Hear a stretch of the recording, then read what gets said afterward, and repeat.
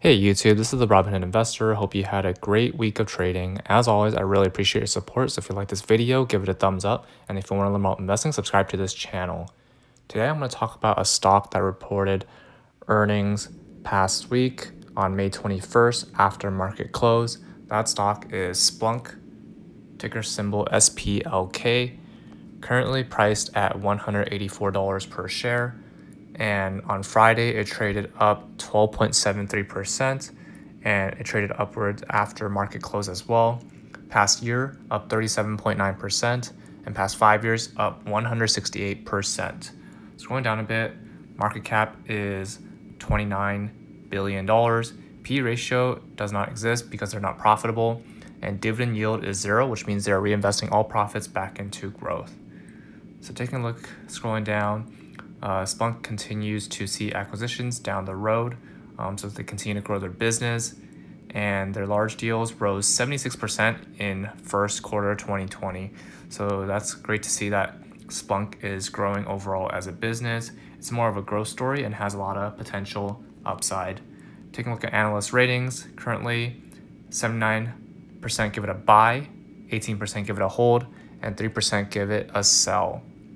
Now, Splunk as a business, actually taking a look at earnings really quickly, actual earnings per share was 56 cents, slightly better than the expected earnings per share at 57 cents.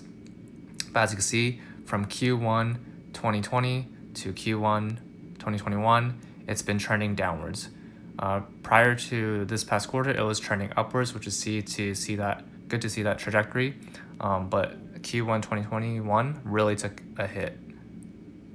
Scrolling down, what the business does, they develop and market software solutions, specifically around Splunk Cloud, Splunk Lite, and their enterprise solutions, and they're for information technology operations, security, Internet of Things, app analytics, business analytics, and industries.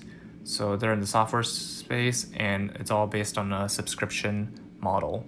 Now, taking a look at the press release that they released on the 21st of May, you can see that the recurring revenue is up 52% year over year, and cloud revenue grew 81%. So it's good to see that year over year growth. That's positive. Now, ARR, as I mentioned, 52 year over year growth. Cloud revenue, 112 million up, 81%, and total revenue growth was not that big year over year, just 2%. But the cloud business is the biggest growth driver. Scrolling down a bit, some highlights. You can see that they're trying to respond and bring data to the community and trying to help by providing their platform, their tools, and it's providing them real-time insight and data to solve some problems. Scrolling down a bit, so they're partnering with AWS, help customers bring data to everything, and achieves #1 market share according to Gartner. Taking a look at the financial outlook, you can see that the total revenue is expected to be approximately $520 million, and non-GAAP operating margin is between -10% and -15%. So as you can see, this is more of a growth story and does not generate any profit at the moment. Now, taking a look at the presentation that they presented on the 21st.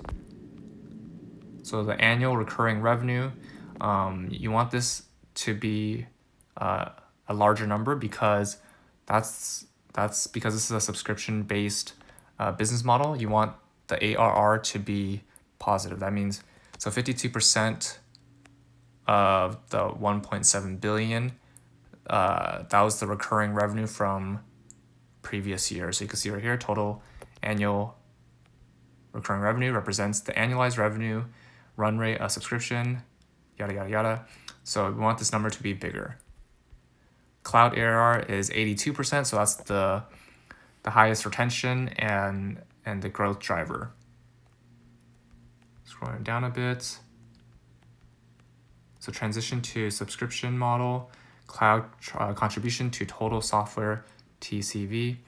So cloud percentage of total software quarterly, Q1 2021, 44%, and annually, cloud percentage of total software was 35%. Scrolling down a bit, transition to subscription-based model.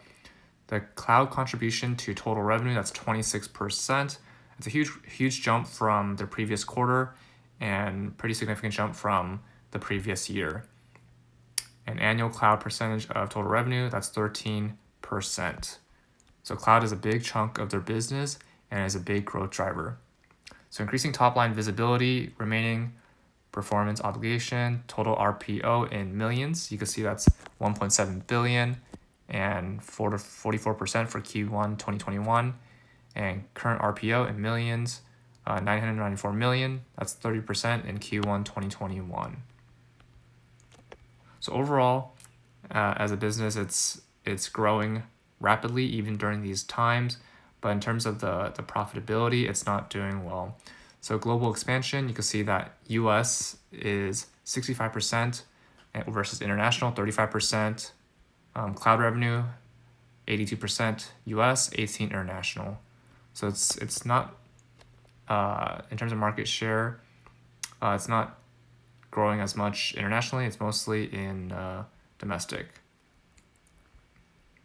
Taking a look at the average duration of a contract, you can see it's 26.9 months. So it seems like it's dropping, probably because of recent circumstances. Same goes for cloud and same goes for total. So overall, the contract is shortening.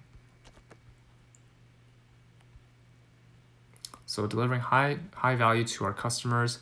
Number of orders, that's greater than $1 million. You can see that from Q1 2020 to Q1 2021, it rose a lot from 46 to 81.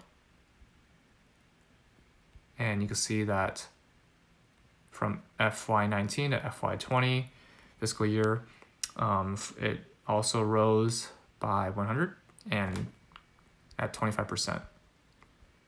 Gross margin on the scale, this is non-GAAP. Total gross margin is 76%, and then cloud gross margin is 58.9%. So in terms of margin, it's pretty solid, but overall as a business, they're not profitable. So that's why I'm not buying into this company.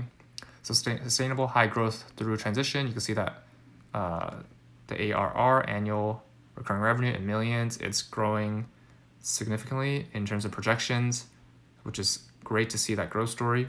But I don't think I plan to get into the stock until I see it being profitable.